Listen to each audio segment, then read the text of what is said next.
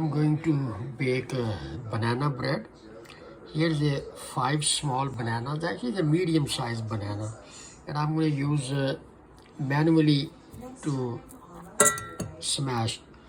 And 2 eggs, which I'm going to add it here. And I'm adding a little bit brown sugar, 2 tablespoons. Actually people can put it 1 whole cup. Depend how sweet they want. And this is cranberry I just chopped.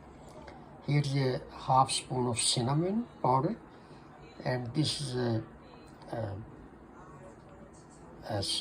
baking soda, and I mix with the baking powder a little bit. So 1 is enough. That then 1/4 spoon of salt. And I'm going to mix here. Here's the butter. Can be full cup, but I'm adding a little less. So here's I'm going to add 2 cups of all-purpose white flours. I have 2 cups here. So if need a little bit water, I will add it in there. So I'm going to smash now, and then I'm going to finally, actually, I put it just to, this is butter here.